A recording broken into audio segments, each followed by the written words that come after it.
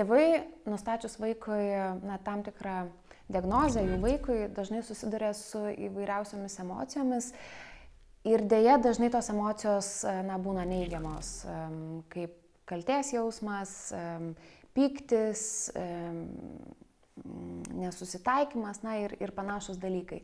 Ir aišku, tėvai tikrai jaučia labai nemažai streso augindami autistiškus vaikus. Bet tėvai tą stresą gali jausti šiek tiek mažiau tuomet, kada žino, kad jų vaikui bus suteikiama įvairi papildoma pagalba. Tai Lietuvos aklų ir silpnaregių ugdymo centro sutrikusios raidos vaikų konsultavimo skyriuje mes teikiam pagalbą autistiškiams vaikams, jų tėvams bei mokykloms, kurios ugdo autistiškus vaikus. Tai mokyklos gali gauti konsultacinę ir metodinę pagalbą, mūsų komanda vyksta į ugdymo įstaigas, veda mokymus, stebi ugdomąjį procesą,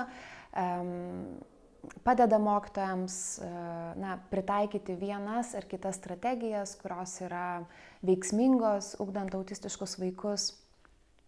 Kalbant apie pačius vaikus, tai tėvai gali kreiptis, užpildyti prašymą mūsų internetinėje svetainėje ir kreiptis dėl papildomų užsiėmimų lankymo, tai yra ergoterapija, kineziterapija, taip pat įvairūs skirtingi socialinių įgūdžių užsiėmimai nuo visai mažiukų vaikų, 2-4 metų, 5-6 iki jau mokyklinio amžiaus, bei jau visai paauglių, tai ir 15 metų vaikų.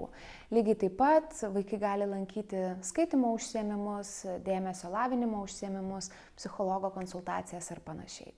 Ir ta trečioji mūsų tikslinė grupė, kuri mums tikrai atrodo labai svarbi, tai yra būtent patys tėvai. Tai mūsų skyriuje tėvai gali gauti specialistų konsultacijas, jiems aktualia tema arba aktualia sritimi. Jeigu tai yra vaiko kalba ir komunikacija, tėvai gali konsultuoti su logopedu.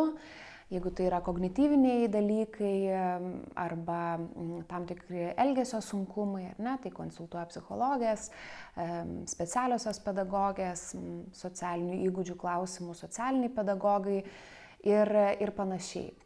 Lygiai taip pat mes manom ir matom, kokia svarbi dalis yra tėvų emocinė būklė ir tam užtikrinti mes taip pat turim papildomas paslaugas. Tai tėvai pas mus gali gauti nemokamas individualias psichologo konsultacijas būtent apie jų pačių emocinę būklę, apie tai, kaip jie jaučiasi, kaip jie tvarkosi su stresu ir panašiai. Taip pat organizuojam savipagalbos grupės, kur būtent buriam tėvus tam, kad per tą palaikymą tėvai jaustų mažiau streso ir patirtų tam tikrų teigiamų emocijų.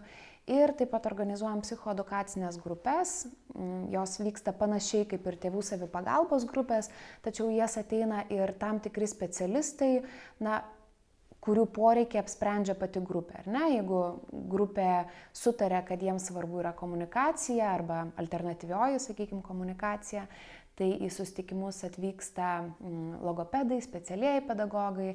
Jeigu mes kalbam apie tam tikrus savarankiškumo ar savitvarkos įgūdžius, kaip naudojimosi tualetu, maisto raciono plėtimas ir kiti dalykai, tai į susitikimą gali prisijungti ergoterapeutai, vėlgi specialieji pedagogai ir panašiai.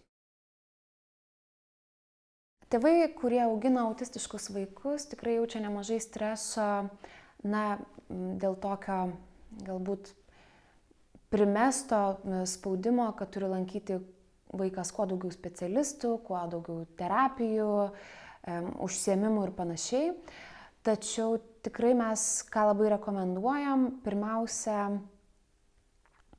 nusistatyti pagrindinius prioritetus, kurios pagrindinės problemos yra aktualiausios šiuo metu, ar tai yra kalba komunikacija, ar tai yra tam tikras konteksto neatitinkantis elgesys, ar tai yra sensorikos iššūkiai, ir pasirinkti tas paslaugas ar papildomas veiklas tam, kad tą gebėjimą ar tą sunkumą galėtumėm išspręsti ir tik toliau keliauti prie kitų dalykų.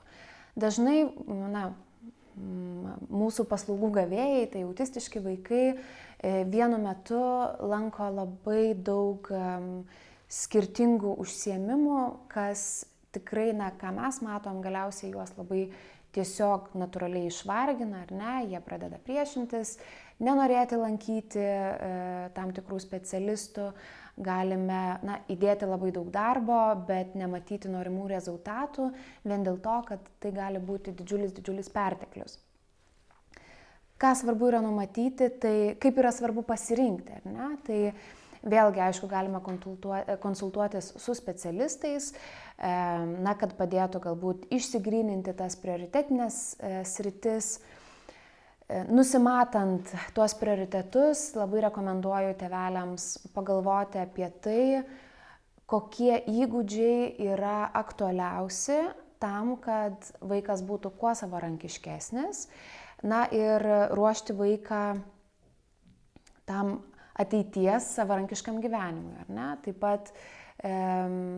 Taip pat perėjimo etapams ruošti, ar ne? Tai yra iš darželio į mokyklą, iš mokyklos į kitą mokyklą, jeigu jūs keičiate tam tikrus lygmenis, iš pradinės į vidurinę ar panašiai, bei aišku perėjimui iš mokyklos galiausiai, ar ne, į tą savarankišką apskritai gyvenimą.